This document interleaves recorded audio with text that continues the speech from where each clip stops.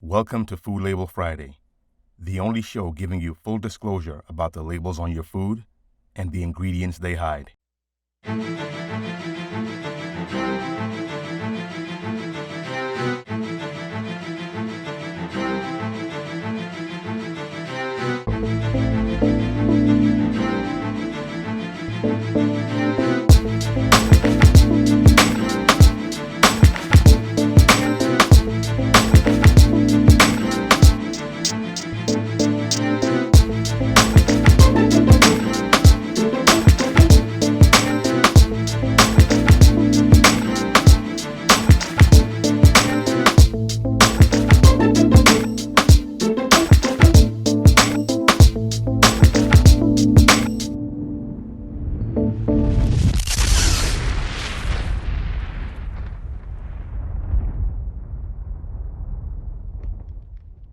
Kraft Heinz Jell-O chocolate pudding.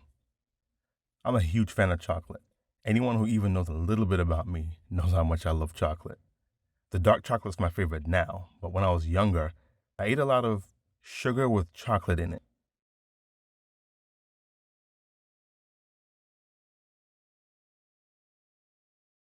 This is made by the same company that makes the Jell-O poison I reviewed a few weeks ago.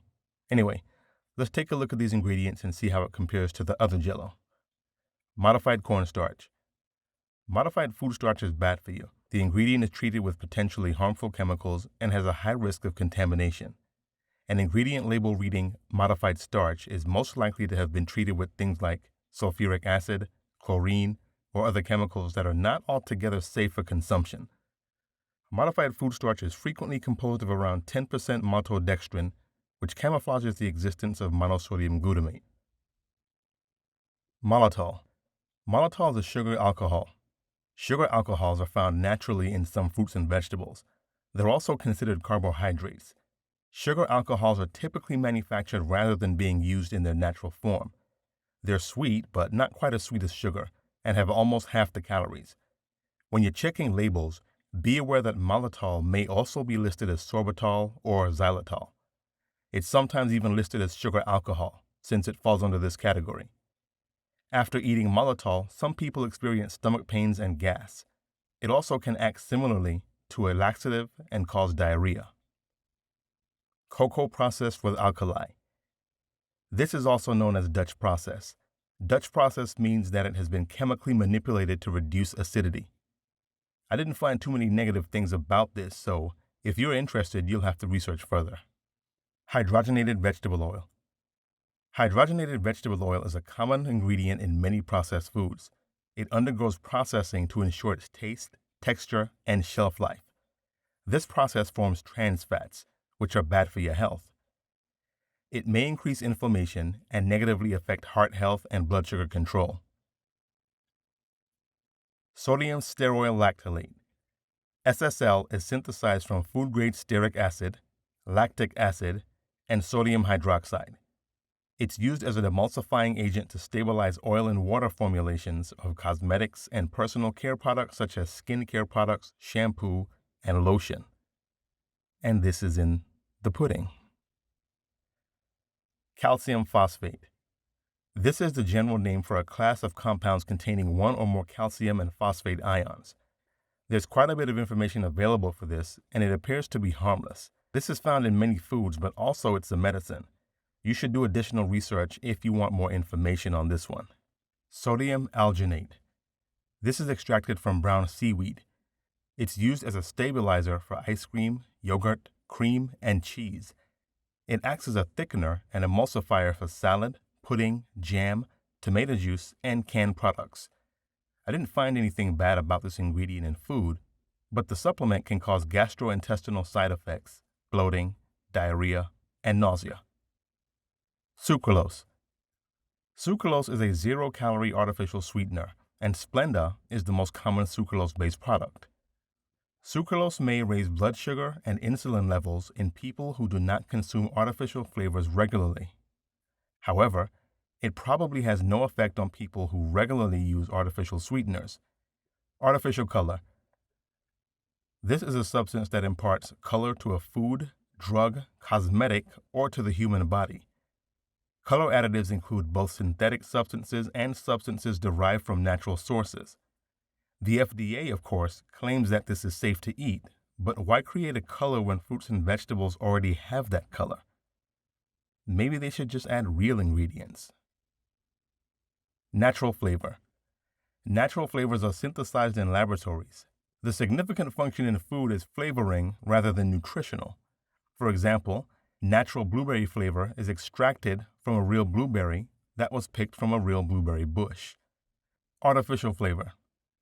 Artificial flavors come from petroleum and other inedible substances created to mimic an actual flavor.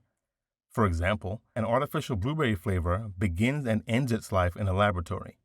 It's made to taste like blueberry through an amalgamation of man-made aroma and flavor chemicals that befit a blueberry. Asulfame potassium. Asulfame potassium is yet another sweetener that is up to 200 times sweeter than table sugar. Also known as asulfame K or ACE-K, the ingredient is a calorie-free sweetener found in sugar-free products. Alone, it's a white crystal powder with a slightly bitter aftertaste. Because of this taste, it's often blended with other sweeteners like sucralose or aspartame, both controversial in their own right. It can be found in soft drinks, protein shakes, drink mixes, frozen desserts, baked goods, candy, gum, and tabletop sweeteners. The Food and Drug Administration approved of ACE-K's use in soft drinks in 1998, increasing consumer exposure to the ingredient. The Center for Science in the Public Interest says that despite the shortcomings of early research, there is a link between ACE-K and cancer. Now, when looking at the nutrition facts, always look at the serving size. In this example, it's one snack, which means one of the 4 snacks. It also says there are 4 servings per container. Pay attention to the sugar content, which states 0 grams. But remember, it has some terrible sugar substitutes. Notice they don't tell you how many grams of that is in this product. So aside from causing cancer, they also overload it with sugar, but because those ingredients are not outright called sugar, the actual amount of grams is not listed on the label. See, this is how they trick people. Actual sugar is not in the product, that's why they can put 0 grams, but then they load it up with sugar substitutes, and that's not listed on the label. All they do is tell you what it's called. The sodium content is 180 milligrams per serving. This is quite high for what it is. Remember, this is pudding, a dessert. Remember, the American Heart Association recommends no more than 2,300 milligrams of sodium per day and moving toward an ideal limit of no more than 1,000 milligrams of sodium per day for most adults. So let's recap. It's loaded with sugar, it has a lot of sodium, causes cancer, and this is a product that's marketed mainly to kids. Just think about that for a minute. Just remember, monitor your sodium intake to help maintain a healthy lifestyle. I recommend you find a nutritionist and talk to them about healthy eating habits. If the FDA really cared about you, they would mandate that only the healthiest ingredients are used in the food we consume, and not ingredients that are made in a lab.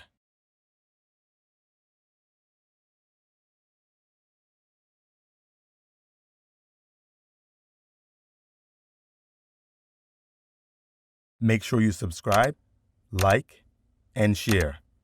Click the notification bell so you'll be notified when we upload new videos.